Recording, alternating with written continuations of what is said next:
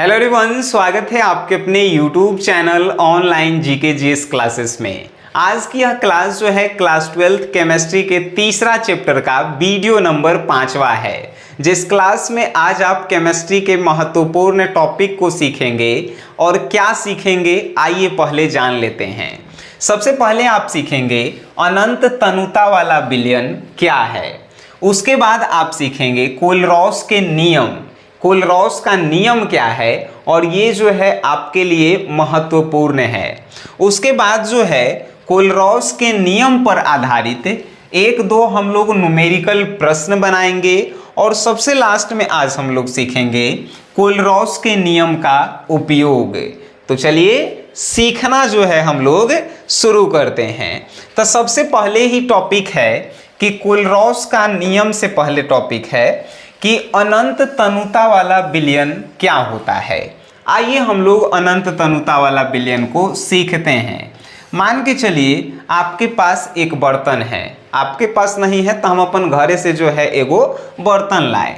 इस बर्तन में जो है हम NaCl डालें, केकरा साथे? पानी के साथे, मतलब नमक को जो है पानी में घोर के डाल दिए।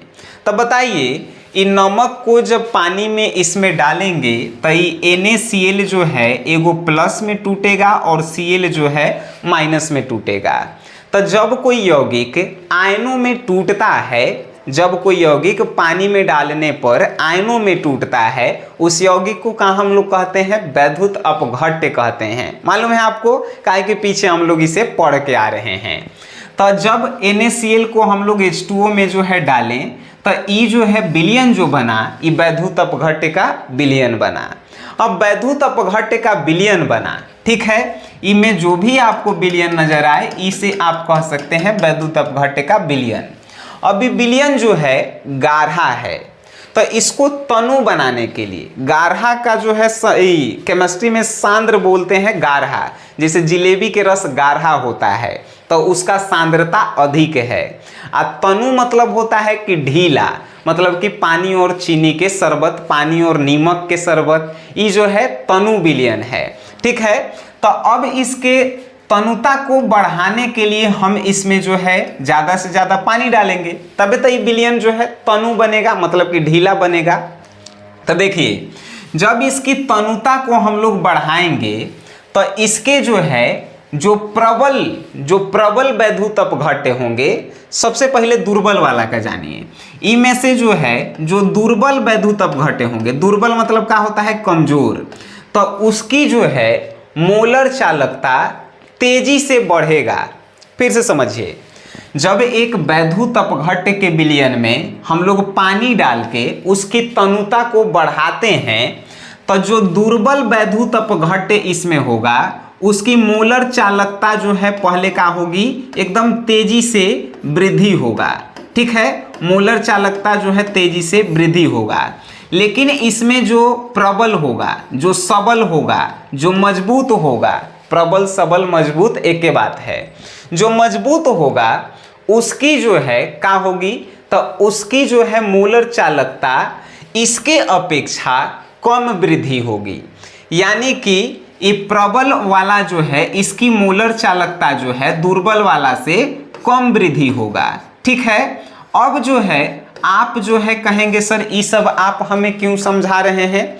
इसी पे तो अनंत तनुता वाला विलयन आप समझेंगे कि जब वैद्युत अपघट्य के विलयन का तनुता हम लोग बढ़ाते हैं तो दुर्बल वैद्युत अपघट्य का मोलर चालकता जो है तेजी से बढ़ता है। लेकिन प्रबल जो होता है वैद्युत अपघट्य उसकी मोलर चालकता जो है इसके अपेक्षा कम बढ़ता है। लेकिन एक ऐसी अवस्था आती है जिसमें तुल्यांकी चालकत्व और मोलर चालकत्व, जो दोनों आप कल पढ़ के आ रहे हैं, तुल्यांकी चालकत्व और मोलर चालकत्व एक समान रहता है, स्थिर रहता है। तब विलयन की उसी अवस्था को अनंत तनुता वाला विलयन कहते हैं। अब आप कहेंगे सर इतना बोल दिए हमारा याद नहीं हुआ। अरे नहीं याद हुआ तो फिर समझिए कि हमको पढ़ाने नहीं आता है। फिर से आइए समझते हैं। देखिए कोनो वैद्युत अपघट्य के विलयन के तनुता को जब हम लोग बढ़ा रहे हैं तो दुर्बल जो है वैद्युत अपघट्ट उसकी मोलर चालकता तेजी से क्या होती है, बढ़ती है। लेकिन जो प्रबल वैद्युत अपघट्ट होता है उसकी मोलर चालकता इसके अपेक्षा कम तेजी से बढ़ता है। लेकिन एगो ऐसा अवस्था आता है जिसमें जो है तुल्यांकी चालकता और मोलर चालकता दोनों स्थिर रहता है, उसी अवस्था को हम लोग कहते हैं अनंत तनुता वाला विलयन। एगो एग्जाम्पल से समझिए, मान के चलिए कि हम जो है आपको एक टावर खींच के मार दिए। अब खींच के मार दिए तो क्या होगा, जो कमजोर लड़का होगा वो तेजी से जो है रोए लगेगा, काहे कि चोट उसको बरियार से लगल है कि नहीं। तो कमजोर मतलब दुर्बल, तो उसकी चालकता बढ़ जाएगी। लेकिन जो मजबूत लड़का रहेगा वो जो है तनी कम रोएगा, काहे कि वो पहले ही से मजबूत है। लेकिन एगो ऐसन स्थिति भी आएगा जिसमें कमजोर और मजबूत लड़का मिल के हमको जो है डरा भी सकता है, मार भी सकता है। उसी अवस्था को हम लोग कहेंगे अनंत तनुता वाला विलयन। आई थिंक कि आप जो है समझ गए होंगे। चलिए, जब ई आप समझ गए अनंत तनुता वाला विलयन, तो कोलरॉस के नियम कुछो नहीं है।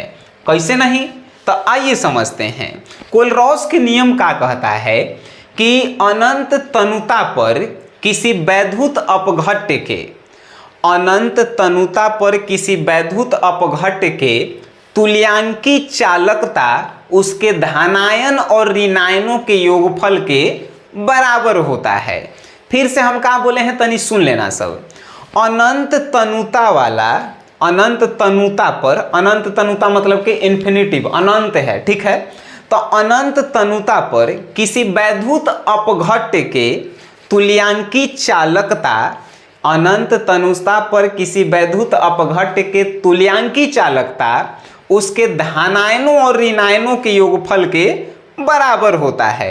आइए आपको समझाते हैं। देखिए, ये जो है तुल्यांकी चालकता है।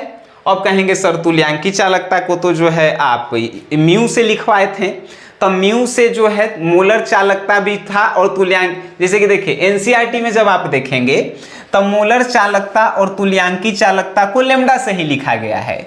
चलिए, फिर भी जो है हम यहाँ पे आपको समझाने का प्रयास कर रहे हैं। देखिए, मान के चलिए ये मोलर चालकता है, हम कहे हैं अनंत तनुता, अनंत के इन्फिनिटिव साइन होता है, तो अनंत तनुता पर उसकी तुल्यांकी चालकता क्या होता है, तो उसके धनायन और उसके ऋणायन के योगफल के बराबर होता है। अब कहेंगे सर ये तो मोलर चालकता के हुआ, तुल्यांकी चालकता आप परिभाषा में बोल रहे हैं तो कुछ करेला है, एजा म्यू लिख देवेला है आ एजा इन्फिनिटिव लिख दीजिए, बराबर में लेमडा प्लस, लेमडा कह रहे हैं, लेमडा के जगह म्यू, म्यू प्लस और उसके बाद जो है म्यू माइनस। ठीक है सर, ये आप समझ गए। तो ये दोनों में से कोनो फॉर्मूला जो है आप यूज कर सकते हैं। बस याद रखिए कोलरॉस का नियम क्या कहता है। कोलरॉस का नियम कहता है कि अनंत तनुता पर किसी वैद्युत अपघट्ट के तुल्यांकी चालकता, वैद्युत अपघट्ट के तुल्यांकी चालकता उसके धनायन और ऋणायन के योगफल के क्या होता है, बराबर होता है। ये वाला फॉर्मूला आप लिख दिए तो कोलरॉस के नियम हो गया। अब आप कहेंगे सर मज़ा आ रहा है पढ़े में, एकदम मज़ा आएगा, लेकिन आपका एगो शिकायत भी है कि सर इसका नोट्सवा मिल जाता और आपके हाथ से एकदम लिखल मज़ा आ जाता। तो एकदम मिलेगा सर, एकदम हमारे हाथ से लिखल मिलेगा आपको। आप जाइए, डिस्क्रिप्शन में एगो लिंक नज़र आ रहा होगा जिसका नाम है SGS क्लासेस, जरा पे हमार फोटो लगल होगा, वो ऐप के डाउनलोड कीजिए और ओकरा में जो है वो क्लास को आप जो है खरीद सकते हैं। केमिस्ट्री का 101 रुपया में केमिस्ट्री पूरा सिलेबस पढ़ाया जाता है, जिसमें आपको हम लोग देते हैं का, सबसे पहला बात टेस्ट सीरीज आपको देंगे, chapter wise subjective note, chapter wise objective note, उसके बाद जो है आपको model paper solution, question bank solution, आप जिस ईयर में आप एग्जाम देंगे। ठीक है सर, चलिए अब आगे हम लोग बात करते हैं। देखिए कोलरॉस के नियम आपको याद हो गया, ये जो है नियम है। अब हमनी के इस पे जो है कुछ न्यूमेरिकल प्रश्न बनाएंगे। आइए बनाते हैं। लिखल है NH4Cl NaOH तथा NaCl लेमडा इन्फिनिटिव का मान जो है क्रमशः इतना इतना दिया गया है। तो आप जो हैं NH4OH के लिए लेमडा इन्फिनिटिव का मान ज्ञात करके बता दीजिए। देखिए कौनो जब आप न्यूमेरिकल क्वेश्चन आप केमिस्ट्री में बना रहे हैं, कुछ मत कीजिए, सबसे पहले जो दिया गया है उसको आप लिख दीजिए। सर क्या दिया गया है आपको मालूम है? अरे कहेंगे सर एकदम मालूम है। देखिए क्या दिले है, lambda infinitive NH4Cl, lambda infinitive का लिखल है NH4Cl, एक मान कितना है? तो देखिए यहाँ दिले होगा 129.8, 129.8, ठीक है सर। अब दिले है lambda infinitive NaOH, lambda infinitive NaOH, अब Na नहीं बोलेला है, NaOH बोलेला है। इसका मान सेकंड वाला होगा 248.1, वेरी गुड। अब जो है एक वाव मान दिले है लेमडा इन्फिनिटिव NaCl, NaCl का मान देखिए तो सर कहीं दिले है 126.4, तो हम क्या लिखेंगे 126.4 लिख दिए सर, बहुत बढ़िया। निकाले ला के कर बोला है तो NH4OH के लेमडा इन्फिनिटिव, तो एजा हम लोग लिख देंगे लेमडा इन्फिनिटिव NH4 OH बराबर का लिख देबहू हो वाट लिख देंगे, काहे तो निकाले ला था, ठीक है। तो अब देखिए हमने के निकाले ला है का, तो लेमडा इन्फिनिटिव NH4 OH निकाले ला है। अब बताइए ई जो है NH4 ई तीनों में से केकरा में है? एकरा में है, नजर आया? तो एकरा एजा लिखेंगे लेमडा इन्फिनिटिव NH4 का है NH4Cl, आ फिर प्लस कोलरॉस के नियम प्लस, आ फिर देखिए OH है तो OH केकरा में है? एकरा में है। तो देखिए एजा लिख दिए NaOH लिख दिए, एजा लेमडा इन्फिनिटिव छूट गया, ठीक है, लिख दिए। अब जो है देखिए हमको चाहिए का NH4OH चाहिए, NH4 OH चाहिए, तो हई Cl और Na तो फाजुल में है, तो एकरा में से घटा देंगे, माइनस NaCl घटा दिए सर, ये जो हम छोड़ दिए, चलिए हो गया। अब मान बैठा दीजिए आप सर। देखिए NH4Cl के मान कितना दिले है, तो आप तो लिख सकते हैं ना। अरे कहाँ आप लिखे हैं सर, चलिए मान बैठा दीजिए।